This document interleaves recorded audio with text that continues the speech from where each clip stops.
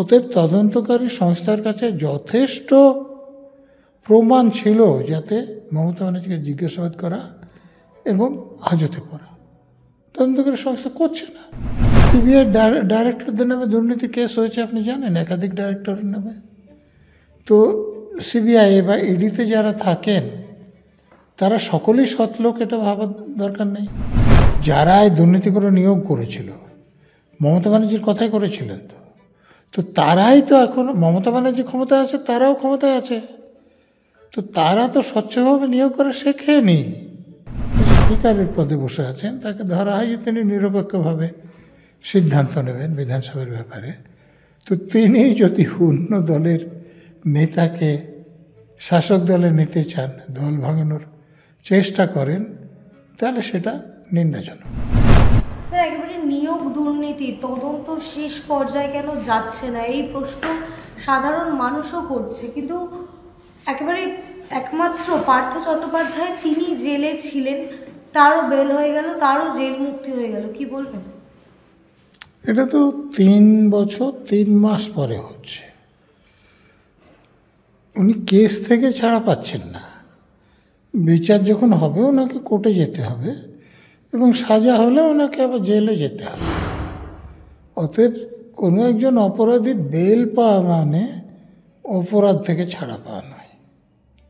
কিন্তু এই যে নিয়োগ দুর্নীতির শেষ মাথা পর্যন্ত কেন পৌঁছাতে পারছে না তদন্ত কমিশন? কে পৌঁছতে চাচ্ছে?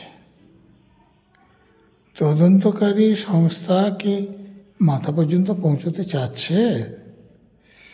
তাহলে তো মমতা ব্যানার্জি যে মাথা, সে প্রমাণ তো অনেকবার সামনে এসছে। অতিরিক্ত পদ সৃষ্টি করে যারা টাকা দিয়ে চাকরি পেয়েছে তাদের চাকরি বাঁচাতে কে গিয়েছিলেন? মমতা ব্যানার্জি। তার কাছে চিঠি এসেছিল যে লোক টাকা নিয়ে চাকরি বিক্রি করছে, তিনি কোনো ব্যবস্থা নিয়েছেন? তিনি যদি যুক্ত না থাকেন তাহলে কেন ব্যবস্থা নেননি?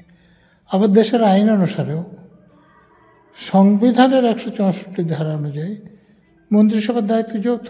অতএব পার্থ চ্যাটার্জি অপরাধ করেছে, সে অপরাধীদের মমতা ব্যানার্জি এড়াতে পারে না। অতএব তদন্তকারী সংস্থার কাছে যথেষ্ট প্রমাণ ছিল যাতে মমতা ব্যানার্জিকে জিজ্ঞাসাবাদ করা এবং হাজতে পড়া। তদন্তকারী সংস্থা করছে না। চাকরিহারা শিক্ষকরা থেকে শুরু করে সাধারণ জনগণ যখন একদিকে প্রশ্ন করছে, আমরা দেখলাম একেবারে বর্তমান অবস্থায় প্রাক্তন বিচারপতি, বর্তমানে বিজেপির সাংসদ অভিজিৎ গাঙ্গুলি, তিনিও ঠিকই একই প্রশ্ন করছেন যে গুচ্ছ গুচ্ছ প্রমাণ থাকার পরেও কেন বড় বড় মাথাদের ডেকে জিজ্ঞাসাবাদ করছে না। এটা তো খুব সঙ্গত প্রশ্ন। এখন কেন করছে না সেটা খুঁজে বের করা আপনাদের কাজ। ইডিসিবিআইয়ের বড় মেজো কর্তারা বিজেপি ছাড়া বিরোধী দল দ্বারা মদতপুষ্ট হচ্ছে, অভিজিৎ গাঙ্গুলি অভিযোগ করছেন। না, দেখুন, এই যে তদন্তকারী সংস্থার লোকেরা, আমি একদম সর্বোচ্চ তদন্তকারী যদি সিবিআইকে বলেন, তো সিবিআই ডাইরেক্টরদের নামে দুর্নীতি কেস হয়েছে আপনি জানেন, একাধিক ডাইরেক্টরের নামে। তো সিবিআই বা ইডিতে যারা থাকেন তারা সকলেই সৎ লোক, এটা ভাবার দরকার নেই।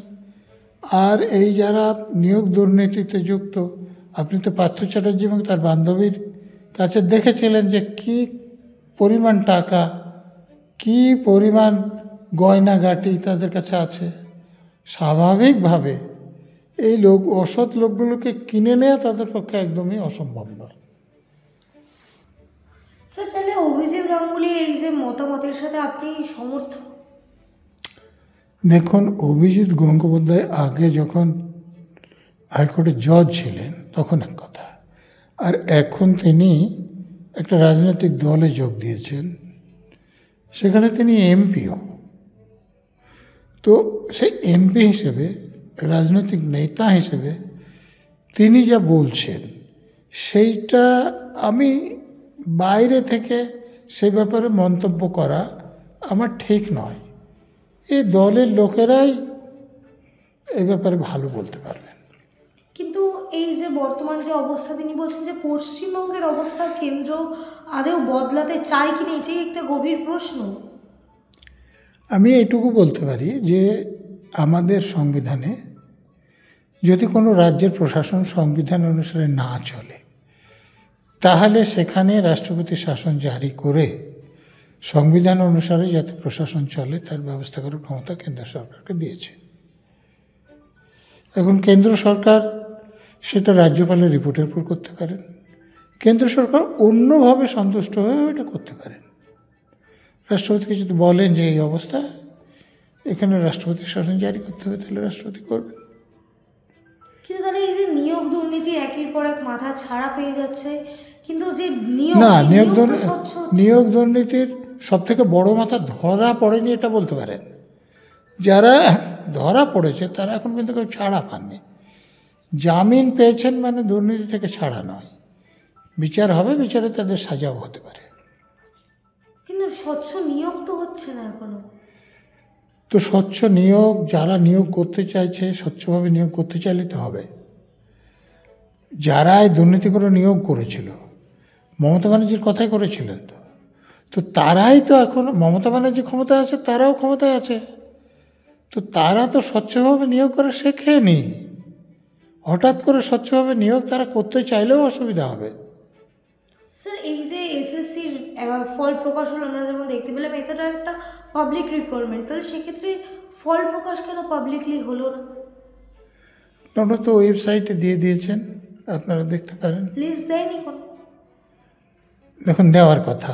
আমি যেহেতু ওদের লিস্ট পরীক্ষা করিনি, অতএব আপনি যেটা দাবি করছেন সেটা ঠিক কিনা বলতে যার পারবো না। রেজাল্ট শুধুমাত্র সেই দেখতে পারবে, এটিকে আবারও নতুন কোনো দুর্নীতির? না, এরকম যদি হয় তাহলে তো এটা দুর্নীতি করার পথ খোলা রাখা হচ্ছে। আমি যদি স্বচ্ছভাবে নিয়োগ করি তাহলে বলে দেবো শুধু এর নামে এই এত পেয়েছো, এই এত পেয়েছো। লুকোনো ছাপানোর কিছু নেই। কারো যদি আপত্তি থাকে যে আমার নম্বর ঠিক দেওয়া হয়নি, সে সেটা চ্যালেঞ্জও করতে পারে।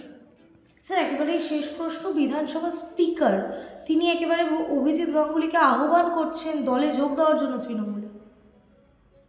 মানে এটা অত্যন্ত দুঃখজনক খবর। বিশেষ করে একজন যিনি স্পিকারের পদে বসে আছেন তাকে ধরা হয় যে তিনি নিরপেক্ষভাবে সিদ্ধান্ত নেবেন বিধানসভার ব্যাপারে। তো তিনি যদি অন্য দলের নেতাকে শাসক দলে নিতে চান, দল ভাঙানোর চেষ্টা করেন, তাহলে সেটা নিন্দাজনক।